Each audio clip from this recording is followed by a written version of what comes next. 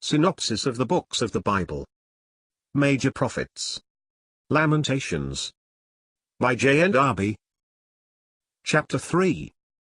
The Spirit of Christ in the Remnant, Suffering for the Testimony and for its Rejection. In Lamentations 3 we find the language of faith, of sorrowing faith, of the Spirit of Christ in the remnant, on the occasion of the judgment of Jerusalem in which God had dwelt. Before, the prophet, or the Spirit of Christ in him, spoke in the name of Jerusalem, deploring her sufferings and confessing her sin, while appealing to Jehovah against her enemies, relating what he had done in forsaking his sanctuary, and, from Lamentations 2 verse 11, expressing the depth of her affliction at the sight of the evil. But in chapter 3 he places himself in the midst of the evil to express the sentiments of the Spirit of Christ, not, it is true, in an absolute manner, according to the perfection of Christ himself, but as acting in the heart of the prophet, as is generally the case in Jeremiah, expressing his personal distress, a distress produced by the Spirit, but clothed in the feelings of the prophet's own heart, to bring out that which practically was going on in the heart of a faithful Israelite, the reality of that which was most elevated in that day of anguish and affliction, in which alas, there was no more hope from the people's side than from that of the enemies who attacked them, and in which the heart of the faithful suffered without hope of remedy, yet much more on account of a people who hearkened not to the voice of Jehovah, than on account of enemies raised up in judgment. What has Christ not suffered? That which his Spirit produces in the midst of human weakness, he has himself undergone and felt in its full extent, only that he was perfect in all that his heart went through in his affliction. In chapter 3 the prophet expresses then in his own person, by the Spirit of Christ, all that he felt as sharing the affliction of Israel, and being at the same time the object of their enmity, a position remarkably analogous to that of Christ. What suffering can be like that of one who shares the suffering of God's people without being able to turn away the evil, because they refuse to hear God's message, like that of one who bears this affliction on his heart with the feeling that, if these foolish people would but have hearkened, the wrath of God should have been turned away. It was the lamentation of Christ himself, "Oh if thou hadst known," etc. In the main Jeremiah partook of the same feelings.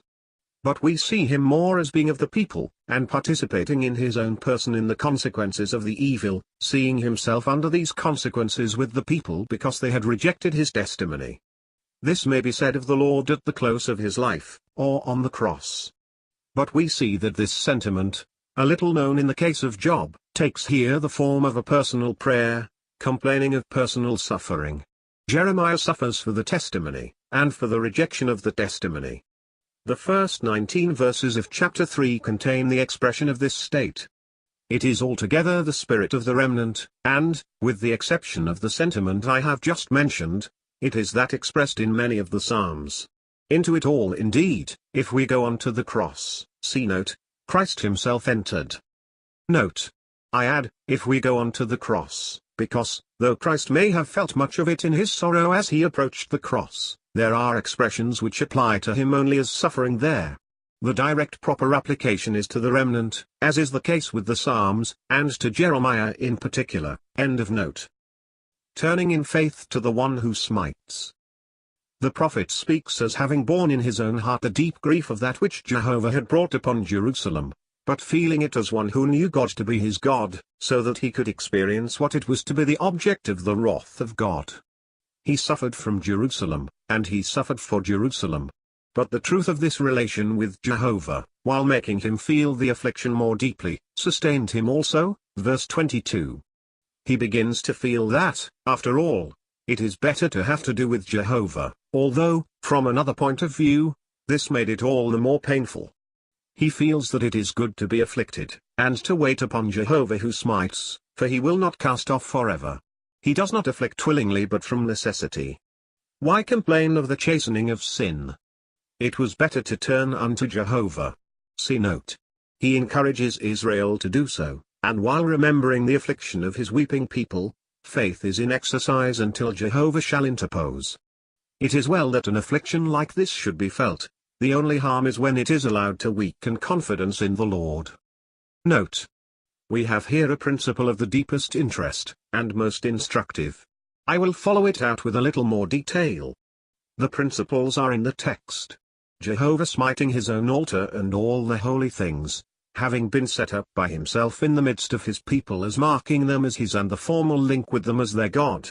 Their destruction which broke that formal link, as far as God's own ordinances went, put an end to the connection, and this, as one of that people and living in that bond, had been the deepest distress to the true-hearted Jeremiah. But while this, because they were of God, pressed upon his heart, it led him, when he had got to the depth of the feeling, to the Jehovah whose ordinances they were. Jehovah known in his heart takes then the place of the ordinances which bound the people to him, and his soul is drawn out in confidence to him who was within and beyond all those links.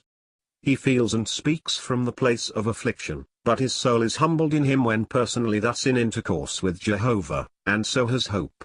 And this is a sure and movable anchor of faith when God our Father is truly known. See verses 22 to 26. He is brought quite low and subdued in spirit, but Jehovah is before his soul and known, though he must wait for him. Verses 27 to 30. But Jehovah rises up before him. He does not afflict willingly, and now he turns in greater calmness of spirit to try his own ways. Verses 39 to 42. Yet he looks fully at all the sorrow. Verses 42 to 49. But now Jehovah is in his heart, and the till. Verse 50. The full assurance of which flows from his very nature, for personally, when at the lowest, he had called and Jehovah had drawn near to him and pleaded the cause of his soul, and he looks for Jehovah's judgment on his relentless and causeless enemies. No doubt the call for judgment is characteristic of Jehovah's relationship with Israel. Still, there will be such on all the open enemies of the Lord. End of note. Having been succored himself, the prophet can assure others of God's kindness. The prophet calls to mind the affliction of Jerusalem, and, remembering the way which he had been succored himself, he makes use of the kindness he had experienced to confirm his assurance that God would show the same kindness to the people. But with respect to the proud and careless who reject the truth, their enmity against God, manifesting itself in their enmity against those who were the bearers of his word, he asks for the judgment of God upon them. See note. Thus relieved in spirit, and his heart filled with the sentiment that, since the evil came from Jehovah, that which gave so much depth to the sorrow was also a comfort to the heart, he can return to the affliction itself, measuring its whole extent, which the anguish of his soul prevented his apprehending till he had been able to arrive at its true source. Now he can enter into details, although with deep grief, yet with more calmness because his heart is with God. The sense of trouble and distress at the thought of God's judgment falling on those whom he loves is not sinful, although in Jeremiah's case his heart sometimes failed him. Note. In all this, the spirit of these passages is wonderfully in accordance with that of the Psalms, as indeed is very natural. The way in which Christ entered into it is spoken of in what is said on the book of Psalms. Christ passed, in grace, through all exercises as to it in perfectness, Jeremiah and the remnant, that they might be perfected in their own state and feeling as to it. See what follows in the text. End of note. Christ's profound distress at God's judgment. It is right to be troubled, and, as it were, overwhelmed, at God's breaking, not perhaps the relationship, but his present connection with that which was the object of his favor, that which bore the name and the testimony of God. Christ felt this for himself, though in him distress went much farther. Now is my soul troubled, and what shall I say? Father, save me from this hour. Only in Christ all is perfect, and if he feels in perfection the profound distress of the object of God's love becoming the object of his judgment, a feeling of unparalleled grief, seeing it at the same time according to the perfection of God's ways, he can say, For this cause came I unto this hour, Father, glorify thy name. He was himself the necessary object of all God's affection, and consequently, if the judgment was to glorify God, the object also of a perfect judgment, that is, of a complete forsaking on God's part. That which is dreadful in this thought is, that the change of relative position was absolute and perfect in his case according to the very perfection of the relationship.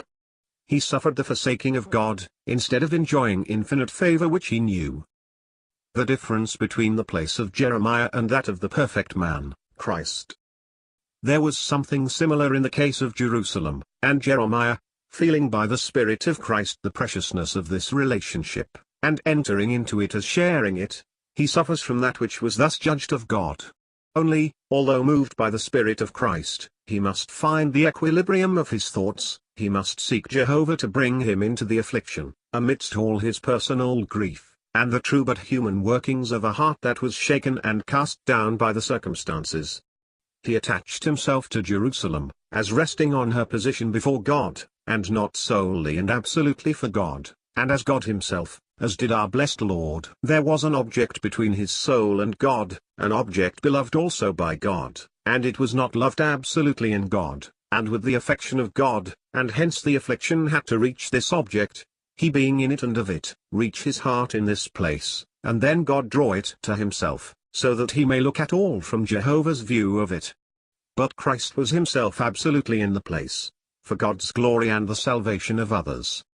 The judged thing from which he was infinitely far, even as man, he was to be before God. Ever perfect, he learned to the absolute fullness what it was to be this before God, and glorified God there. But this, though we know it true, none can fathom. There was in Jeremiah the right foundation, and he finds Jehovah, first of all in spite of the affliction, but soon in the affliction itself, and he recovers himself immediately, not from the affliction, but in the affliction, by the power of God. Christ can say, "How often would I have gathered," etc. This was the affection of God.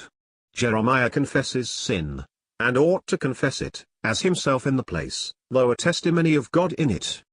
But this thought changes so far the character of the feeling, see Lamentations 1 verses 19 and 20. Christ sought for nothing as a resource, as if self were concerned in it. His affliction was unmixed and absolute to himself alone, more profound, for who could share it? But perfect as being his alone. Thus, in John 12, when it is himself personally, for this gospel sets the old vine aside as rejected, he cannot desire that the hour of God's forsaking should come. He ought to fear and be troubled, and he was therefore heard. But it is between God and himself alone. No other thought comes in between, it is wholly with God. Alas! Had it been possible, all was lost. But no, it is the absolute submission of the perfect man, who seeks, and seeks nothing else, that the name of God may be glorified according to God's perfection, that at all cost to himself God's name may be glorified. Not now as God, who must necessarily maintain its glory, but as one who submits to everything, who sacrifices himself, in order that God may glorify his name. For this cause he has been supremely glorified as man, a glorious mystery, in which the glory of God will shine forth throughout eternity.